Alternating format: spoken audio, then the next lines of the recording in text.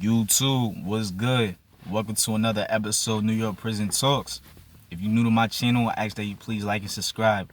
I like to send messages to family members who have loved ones that's incarcerated and people that's out here that might be facing some time that's about to go in. Today I wanted to hit on the drag bus. Some people might call it the prison bus. Dudes that's locked up know what I'm talking about by the drag bus. That's one of the worst processes of transferring from jail to jail. It's like just because sometimes going on a draft, meaning going to another jail, you might not know when you could be leaving that jail to go to the next jail. It could just be random. Like one day you just wake up and they just tell you to pack up your clothes, you go into another jail. It depends on what type of c.o.s might tell you where you going. Some c.o.s don't tell you where you going. You might not find out until you get to the next jail exactly. And like that could be the worst part. That only happened to me a couple times.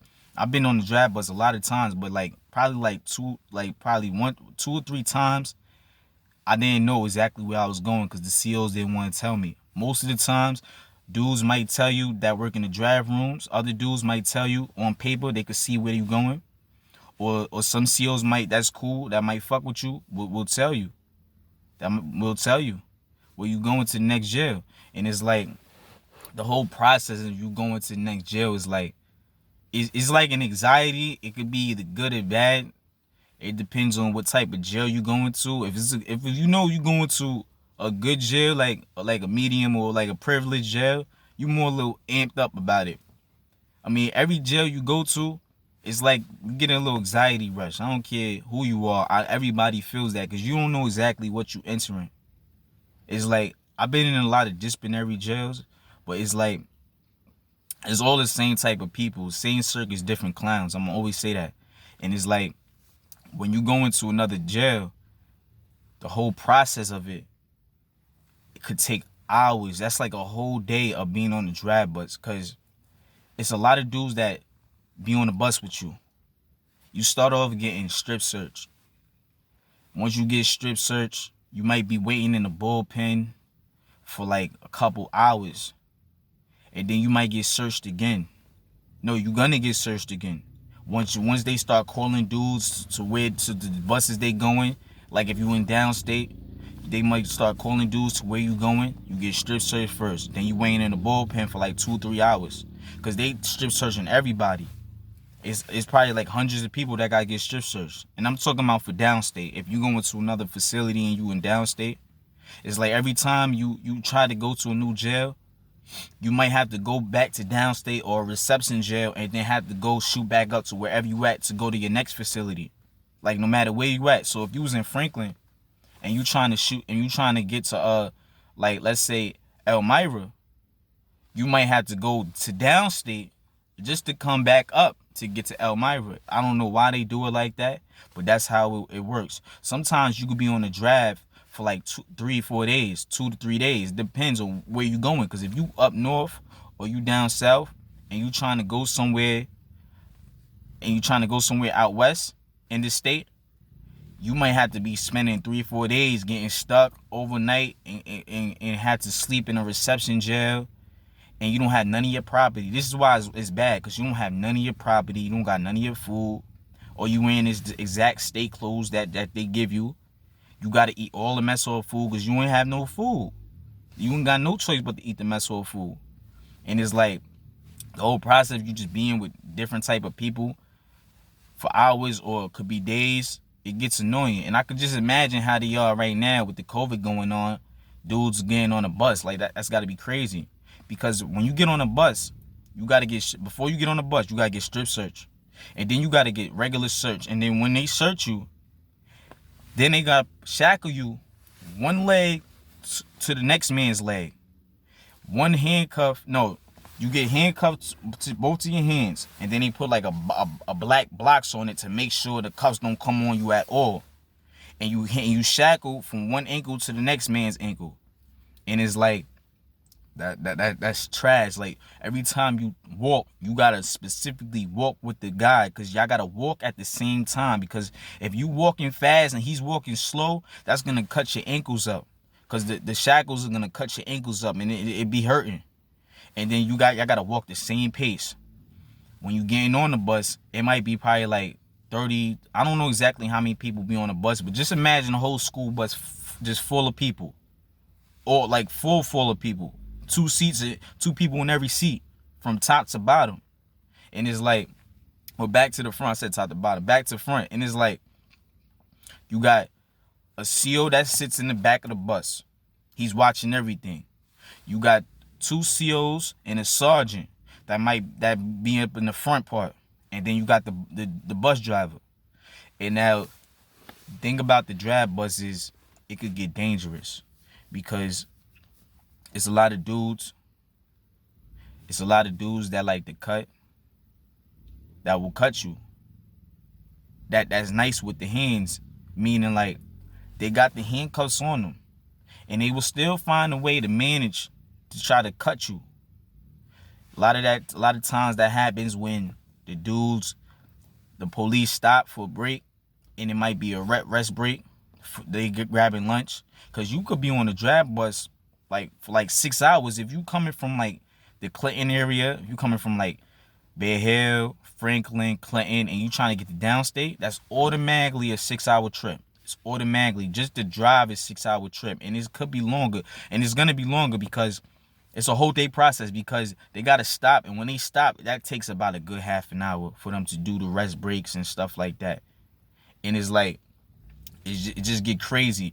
Dudes like to cut dudes at that time like that, because the COs is using the bathroom. Probably the guy in the back, the CO in the back that's using the bathroom, he might be going out to McDonald's or using the bathroom, and a couple of the CO, they one by one they go, but they not really paying attention, because they at the same time they stop and getting their lunch, they giving us our bag lunches. And it's like dudes like to use the bathroom at that time. The bathroom's all the way in the back of the bus, and if you got somebody that you don't like and you got the scalpel in your mouth, dudes will find a way to try to cut that dude. Like, they'll try to go to the bathroom. You got to bring the next dude with you when you go into the bathroom. This is another thing that sucks. You got to bring the next dude with you when you go into the bathroom.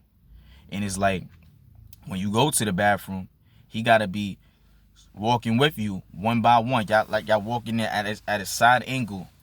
And the dudes like to have their hands like this, walking, have the scalpel in their hands, and they see an op on the bus, and he's sitting on the outside of the seat, he can easily cut him, because the dude might not even be paying attention, and he just cut him.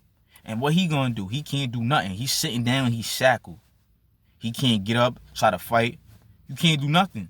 You probably can try to get up and have your dude that you shackle with, yo, get up with me, but that ain't going on, because he ain't trying to get involved. Now you just on a bus just sitting with a cut on your face. Sick. And it's like, yo, that gets nasty. That gets real nasty. The drab bus is dangerous just off the fact that dudes like to use the bathroom all the time, or like to snore, or like to talk. You're not allowed to talk on the bus. They don't like let you talk on the bus at all. Talking on a bus is like just another excuse for them to try to mess your bags up. Try to send your bags all over to different jails, because when you go to another jail, your property go with you. And COs like to be like, no talking on the noise, and if I catch you talking, I'm gonna make sure your bags goes to another jail. And it might be like a whole week or two before you, and they do that, and it might be a whole nother week or two before you get your property, because he done sent your bags to that jail, and your bags just scattered all over the state on purpose. And now you trying to ask the CO what's good with my property, and he's saying he don't got your property. Now you sick. And now you got to file a claim and try to get your property back. And then when you get your property back, it might be stuff missing out your property bag, just because they dudes might have probably stole shit out of your property. Like, that drab bus is nasty, because you don't know where you going, and you always got to be with somebody the whole time.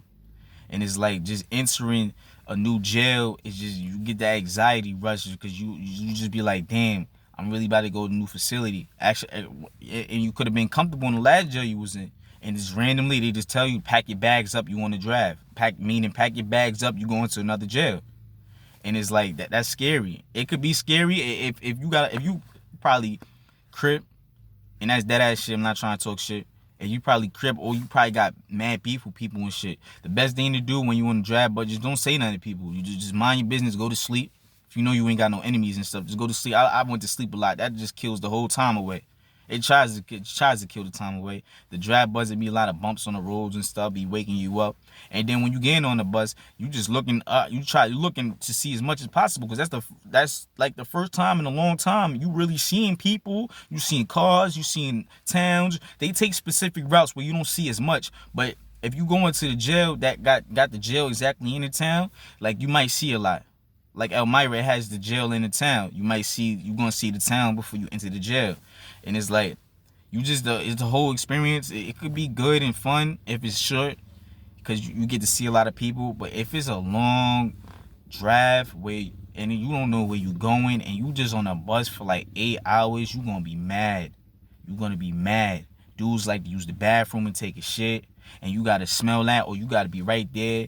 Everybody usually be using bathrooms. You gotta walk with him all the way to the bathroom. Dude that you shackle with might turn around and stuff.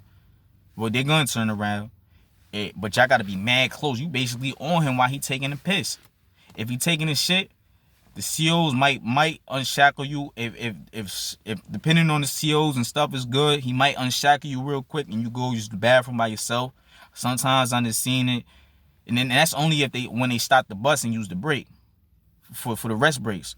But if it was the middle of the bus and the bus is moving and you trying to use the bathroom, they ain't stopping that. But they ain't uncuffing you to unstop the bus, because the c.o.s is locked in they cages. The c.o. that's in the back, he's in like a little booth. He's in a little bubble. The c.o.s that's in the front, they in a little front, and they gotta unlock the door to open up to get inside the middle of the bus. So it's like, that draft bus is nasty. It really nasty. It just be like you eating nothing but sandwiches when they give you food. You get a sandwich and you get 2 cookies. That's whack. You be starving, and like 2 apple juices. You be starving, because that's all you eating for like with a 6-hour range. And then by the time you get to your next jail, it's like might give you some food, but the food you want to eat is probably nasty. It's probably the day before they serving you now, and it's like, that's just. I hope people can understand what I mean by the draft bus is just nasty work. Like, this is why I try to tell people, don't get locked up. Every type of video I make is for people to understand that this is not cool. That's a vice in every video I'm getting. I'm just trying to shit on jail as much as possible. I thank everybody for coming to my channel. If you're new to my channel, like I said, please like and subscribe. Thank you once again.